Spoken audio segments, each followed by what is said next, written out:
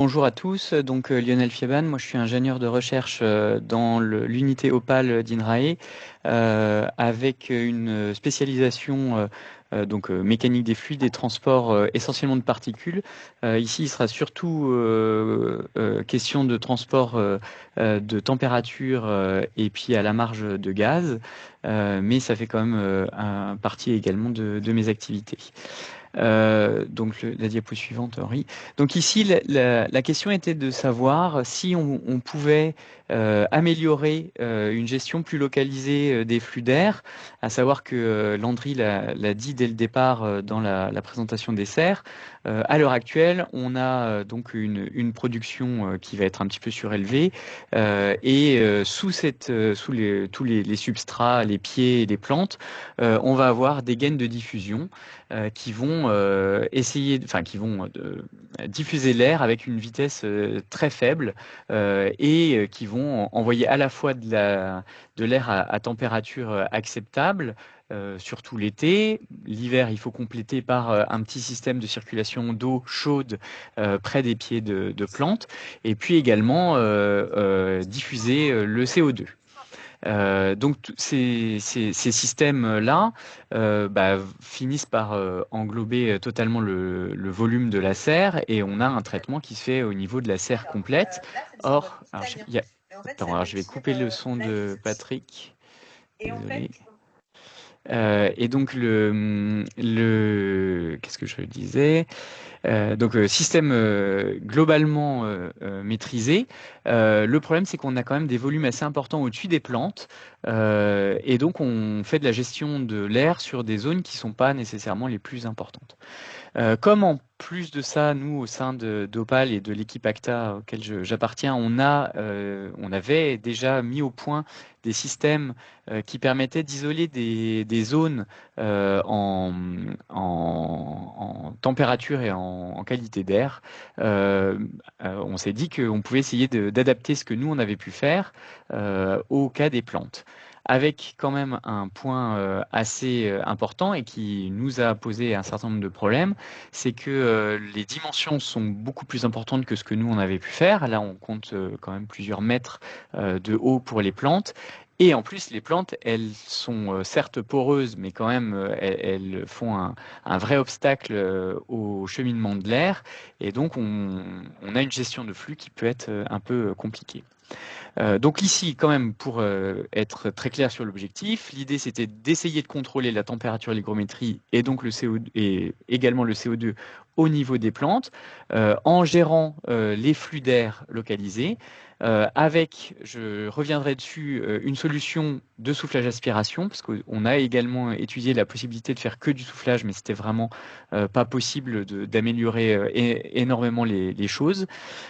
Et puis, l'idée sous-jacente, c'est de réduire le volume d'air à conditionner en faisant une reprise d'air, un recyclage d'air, et donc en reprenant une partie du CO2, en reprenant une partie de l'air à bonne température pour avoir un conditionnement un petit peu plus faible. Tu peux passer à la diapo suivante. Donc, on a fait un certain nombre de travaux préliminaires, un peu comme tous nos collègues, on a déjà dû se familiariser avec l'environnement de la serre.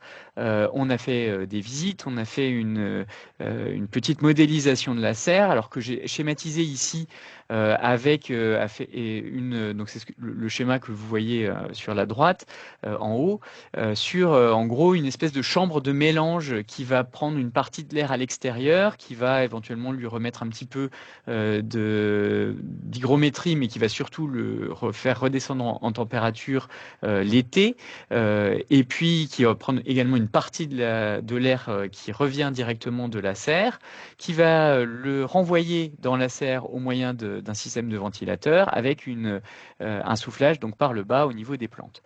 Donc ça, c'est la serre semi-fermée, parce que de notre point de vue à nous, si on partait sur une serre ouverte, vraiment là, c'était encore plus compliqué de gérer les choses. Donc on se situe quand même dans le contexte de la serre semi-fermée. Et puis, on a essayé également d'élaborer un cahier des charges fonctionnel.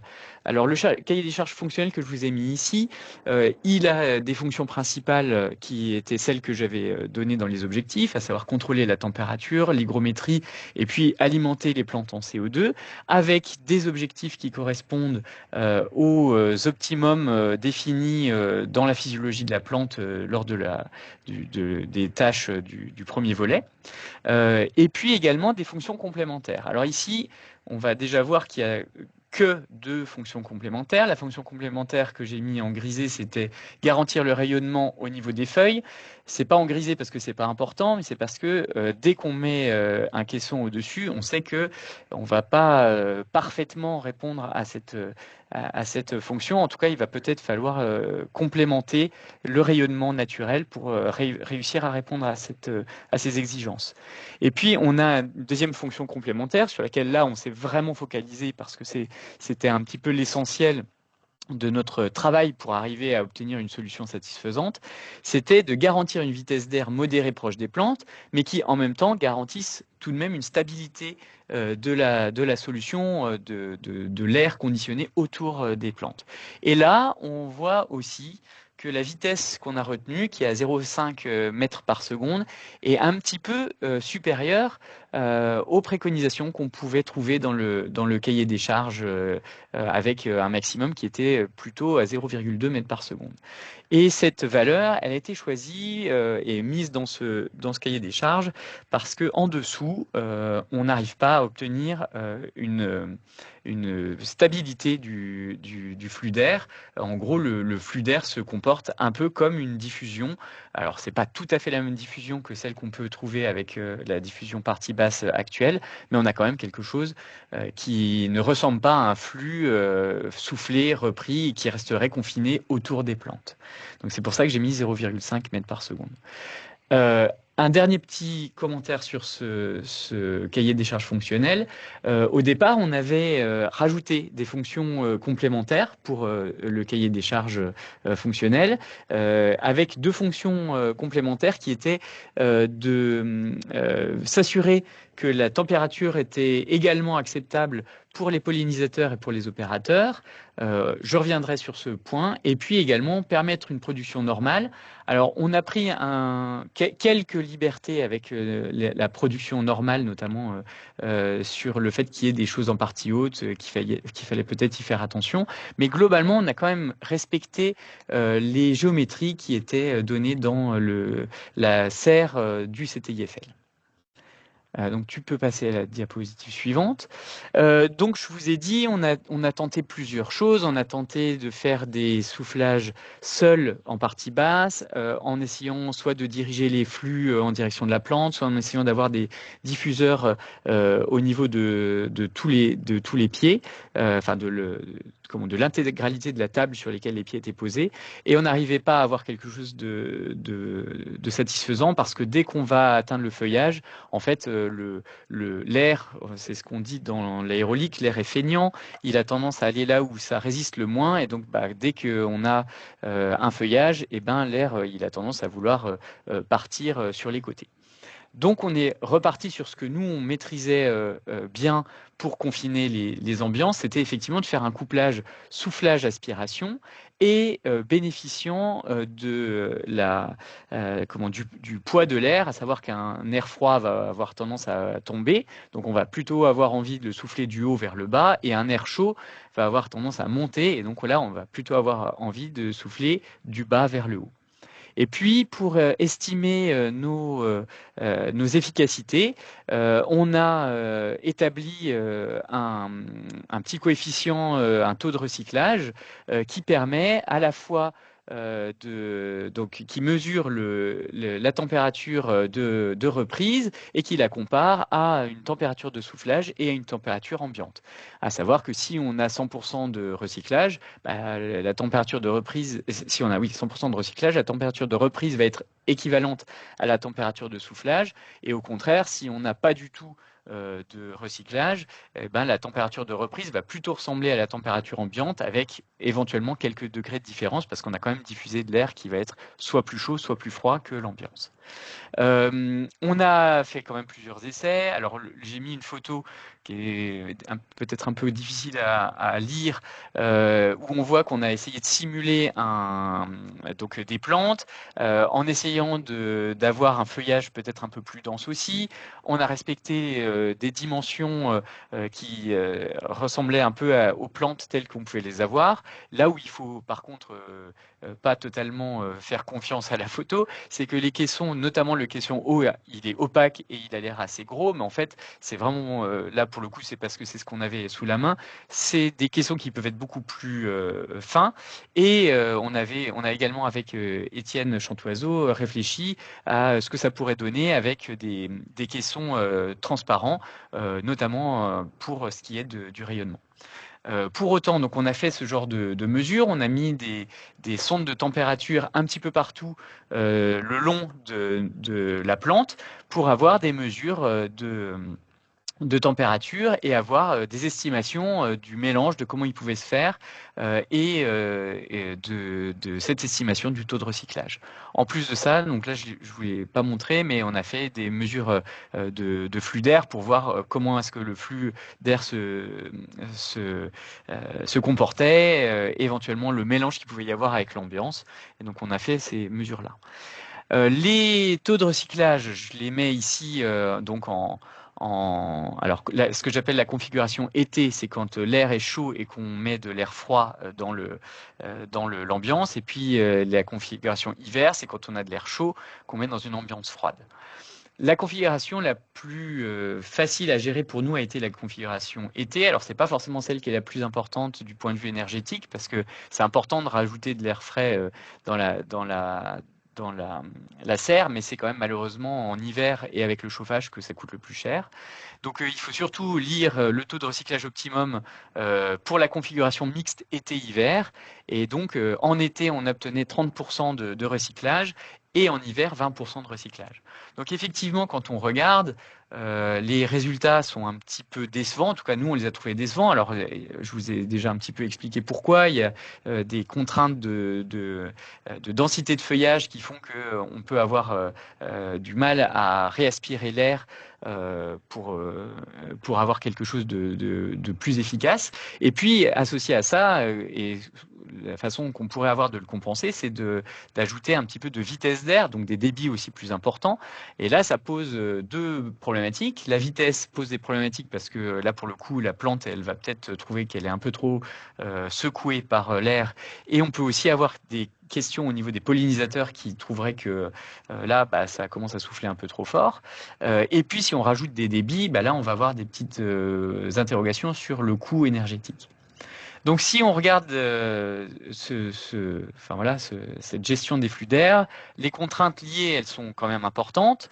On a forcément une nouvelle configuration intérieure à gérer. On a un investissement avec un déploiement de nouvelles structures. Donc, ça, il ne faut pas le négliger. On a des pertes de charge pour conserver le débit sur toute la longueur. Alors, c'est déjà le cas quand on fait de la diffusion en gaine basse. Donc, nous, on a considéré que c'était quand même quelque chose qui ressemblait à la même chose parce qu'on s'est mis dans les mêmes configurations de débit et quand on travaille sur le soufflage et l'aspiration, on retrouve finalement des pertes de charge qui y ressemblent. On a effectivement un blocage du parti de rayonnement. On peut en partie répondre à cette problématique déjà en faisant des caissons semi-transparents.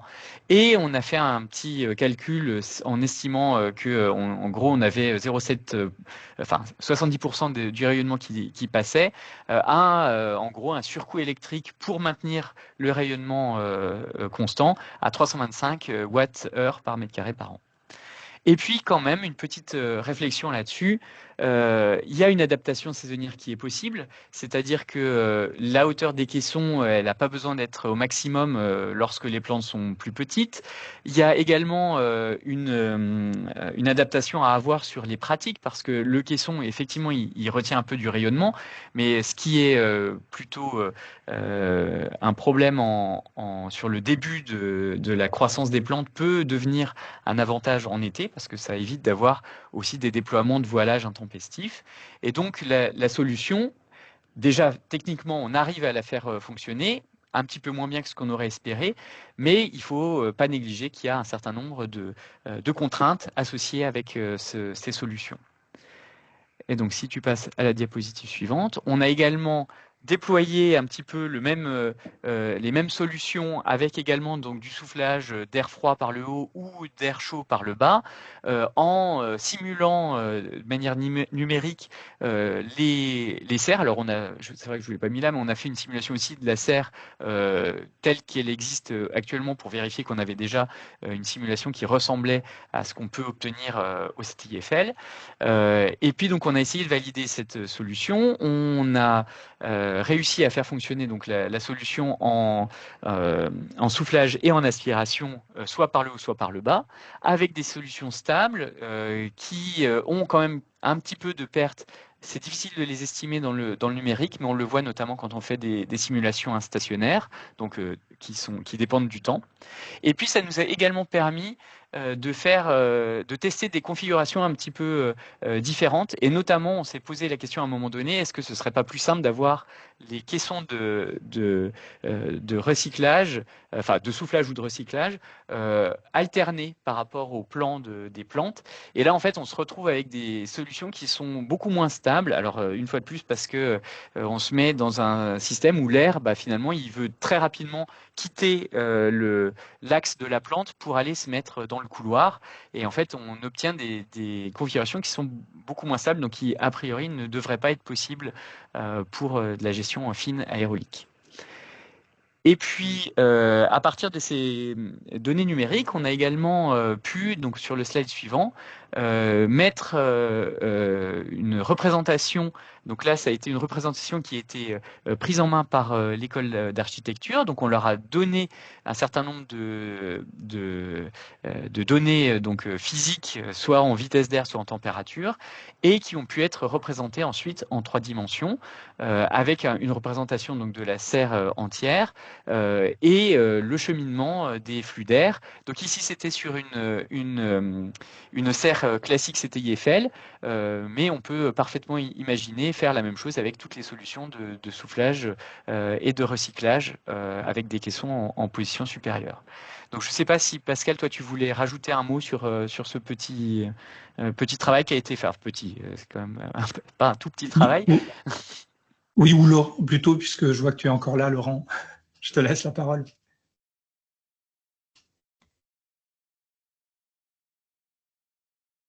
Alors, je n'entends pas Laurent, je ne sais pas si... J'ai pas vu s'il était là en fait.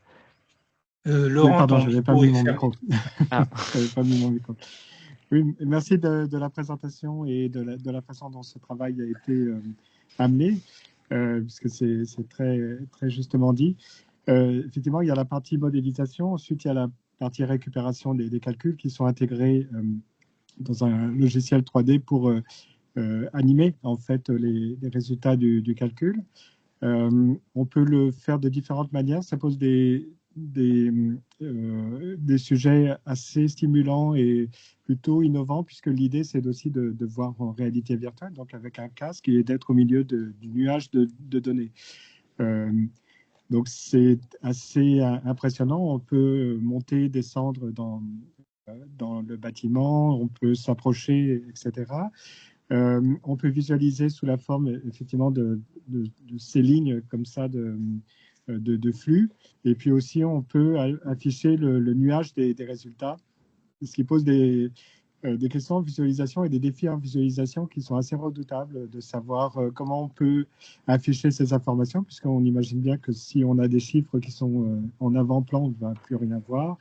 Et donc, il faut filtrer aussi l'information. Donc, il y a un double sujet à la fois de modélisation, de récupération des données. C'est assez complexe et je veux dire que c'est toute une aventure de récupérer les données, de transformation de ces données, de les animer et ensuite de trouver des stratégies de visualisation pour après être plongé à l'intérieur de cet espace. Et on espère, alors je pense qu'avec Henri, on va trouver des moments pour faire des démonstrations live faire fonctionner la synesthésie, puisqu'évidemment, avec le casque virtuel, on ne peut pas ressentir la chaleur. Enfin, on pourrait le faire avec des dispositifs, mais là, pour le coup, c'est pas intégré, ressentir la chaleur ou avoir les flux d'air sur le visage. Donc, il faut utiliser un peu son imagination et les effets synesthésiques. Mais malgré tout, on comprend bien les enjeux qui se déroulent à l'intérieur de cet espace et la façon dont l'air se répartit à l'intérieur de la sphère, de la serre. Et je dois aussi compléter en disant que même pour nous, c'est très riche. Alors déjà, c'est toujours agréable de voir les données prendre un peu vie comme ça. Et même pour nous, alors c'est un enjeu toujours de transmettre ce que nous on peut faire en tant que chercheurs, mais ça nous amène aussi enfin cette visualisation différente nous amène aussi à nous poser des questions d'une autre façon. Et donc même pour nous, chercheurs, je trouve que c'est quelque chose qui est très riche, ce genre de travail. Et donc, je vais juste conclure donc, sur le slide suivant, sur cette partie. Donc, je l'ai déjà dit, c'est impossible de répondre à toutes les contraintes en même temps, les contraintes de la physiologie de la plante, des pollinisateurs, de production. Et finalement, il y a quand même, alors je ne sais pas si c'est rassurant ou pas, je laisse la question ouverte, mais l'existant est finalement très robuste et il a plein de défauts. Mais c'est vrai qu'il a le mérite de répondre à quand même beaucoup des contraintes. Si on veut faire une gestion plus fine, on ne peut pas s'affranchir d'un recyclage. Et donc là, il faut se poser la question de comment on déploie cette gestion aérolique localisée, avec forcément des investissements qui vont être conséquents, qu'il faut bien réfléchir, un aménagement interne et aussi des façons de faire peut-être à l'intérieur qui pourraient être un peu différentes. Et là, finalement, si on allait dans cette direction, on est un peu au balbutiement du travail. On a essayé de limiter les débits, les pertes de charge à ce qui existait, mais c'est vrai que dès qu'on veut avoir quelque chose de plus efficace en termes de gestion des flux, eh ben, généralement, ça se fait à un coût, et le coût, c'est le coût du débit d'air, et donc c'est quand même potentiellement, ça va potentiellement à l'encontre de ce qu'on cherchait à faire dans ce projet, qui était vraiment de limiter au maximum le coût énergétique. Le recyclage, il faut quand même le reconnaître, est modéré, mais malgré tout, peut quand même avoir un effet, notamment sur la gestion générale de la plante, et ça, on le verra sur le travail suivant présenté par Cyril. Et on a quand même une meilleure diffusion de la température près des plantes. Donc ça, c'est quand même un peu mieux que l'existant, mais parce qu'à l'heure actuelle, c'est comme toujours très stratifié. Mais voilà, après, c'est une question toujours entre les bénéfices-coûts qui peut se poser. Et juste avant de passer aux questions, la dernière petite remarque que je mettais sur l'optimum, c'est qu'il faut certainement penser à un déploiement agile de ces solutions. Et ce que j'entends par agile, c'est il y a forcément la hauteur, par exemple, de nos caissons, mais il y a aussi la réflexion de quand est-ce qu'on pourrait faire fonctionner ces solutions et quand est-ce qu'on pourrait les arrêter. Et si on les faisait fonctionner un petit peu plus fort en termes de débit, eh ben, peut-être qu'on pourrait le faire quand le risque est le plus grand, notamment du dépôt de rosée sur les plantes, ce genre de choses. Donc c'est encore des questions qui peuvent rester ouvertes et qui peuvent amener des travaux futurs. Voilà, je vous remercie.